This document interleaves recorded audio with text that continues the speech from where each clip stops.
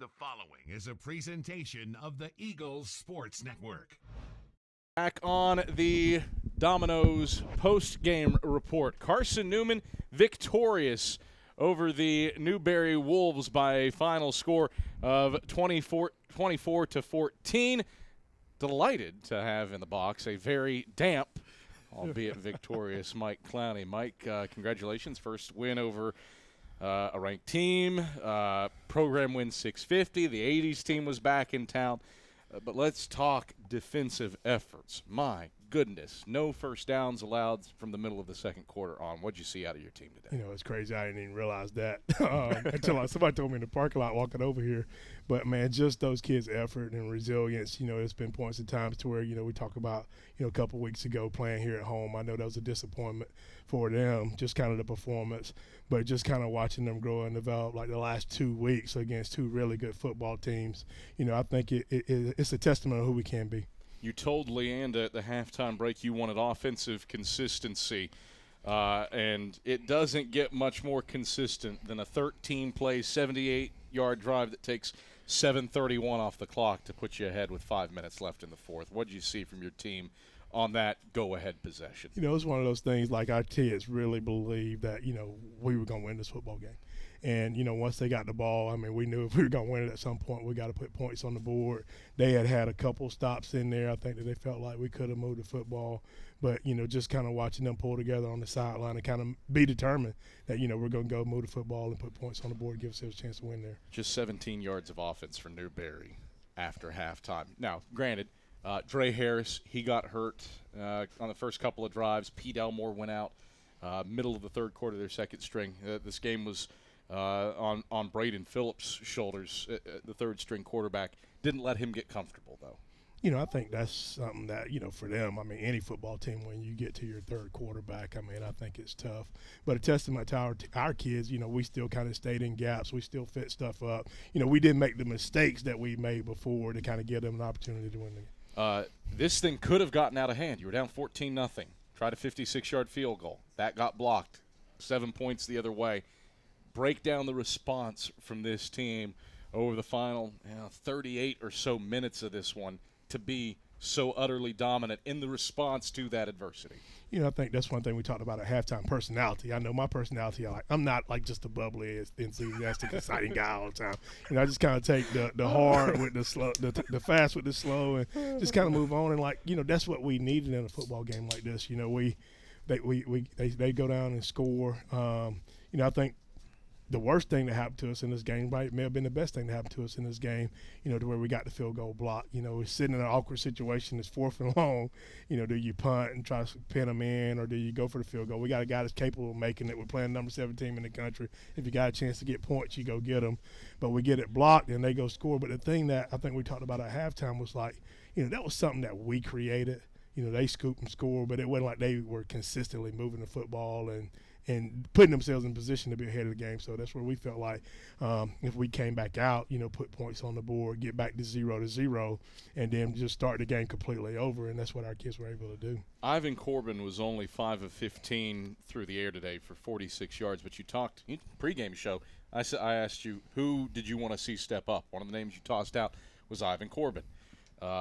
17 carries, 109 yards, didn't find the end zone, but made some plays with his legs, especially late, to keep drives alive. What'd you see out of your quarterback stepping up today? You know, I think one thing that we look at as coaches and players is just like who you are versus sometimes who you want to be.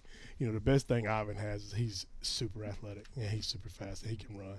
And so we've talked to him all week about using those talents, and then some of the stuff in the passing game will open up. Like, that's not press to throw, you know, if we got an opportunity to run. And he did that today and was able to kind of get some critical first downs for us, especially in the drive at the end of the half.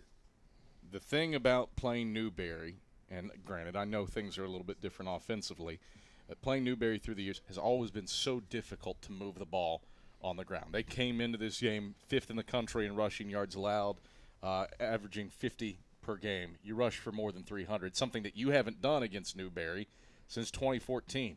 What was the key to moving the ball so thoroughly on the ground on a day where the line was shuffled. Brian Doe goes out with an injury. You have to move Colt Sinor over. Christian Jones takes his first snaps at guard, and you're throwing Claude Vangelis into some major snaps at left tackle. I think the offensive line did a great job, and I think that's something like going at last week's game, I'm like, well, go back. I'm probably going to watch video and like say, hey, we really probably struggled up front. But when you go back and watch the video last week, like we were moving, we gained some traction, so we want to make sure that we can kind of build on that, and I think having so many backs that can get in and contribute. Like into where we can roll those guys in, you can kind of keep fresh legs, and they know when they get in there, they have to make the most of their opportunities. And I think that was kind of part of us being able to consistently move the football. They're a physical football team. Newberry's a physical football team, and we took some shots today, but guys got up and kept going. Tyler Curtis into the end zone for the first time today. Tyree Nelson, your leading rusher among the running backs with 84 yards. Kind of alluded to the running back. What did you see from those two specifically, two first-year players in the program? Tyree's smooth, and Tyree's really talented. The big thing we got to get Tyree is just to, be more on point with things, and you can kind of see that going in. I was super pleased with his focus in game today. And then TC, we always get them names mixed up, Tyree and TC. But TC, they have an opportunity today, big physical run. He's kind of like everybody else has kind of had their moment in the sun a little bit, and today was an opportunity for him to kind of go out and get his name noticed a little bit. All right. Program win 650, 4th Division II school to that mark. You've been around for a few of those as a player, an assistant coach, and now as a head coach. The 1980s team in town for a defining win. How meaningful are those two things matched up together? I think it's awesome because, they were so many of those 260,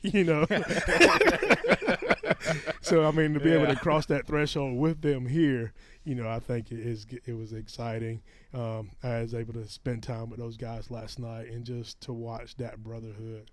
It's a testament of everything that we talk about, Carson-Newman being, to be able to, those guys from almost 40 years ago to come back and still be a part of what we're doing today and to watch the smile and enthusiasm on their faces when we walk by to know that, hey, man, like those guys were some great founders. It's even like you throwing in like having the 72 team here, man. It's just talk about like how this whole brotherhood kind of transcends time. All right. Turn your attention to the second oldest rivalry in the state of Tennessee. Short little trip along 11E over to Greenville to take on Tusculum. What do you have to do to avoid a letdown after a massive win over the 7th-ranked team in the country? I think the thing that is great about our guys, the thing that we've asked them, man, was just to keep pressing and keep swinging, keep pressing. Don't worry about the results. Just keep working and doing the right thing.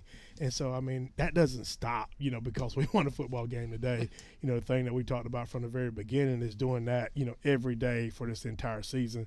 Because I believe that it'll continue. People we play will continue to get better. The games will get more and more important. We're going into that second half of conference play next week. So, it's a critical situation, and we can't afford a letdown. You hit something.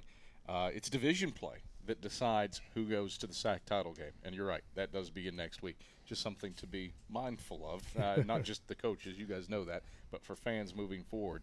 These next 5 weeks, that's what decides who goes to the SAC title game. Mike Clowney, congratulations. Heck of a win today against the 7th-ranked team in the country. Thank you.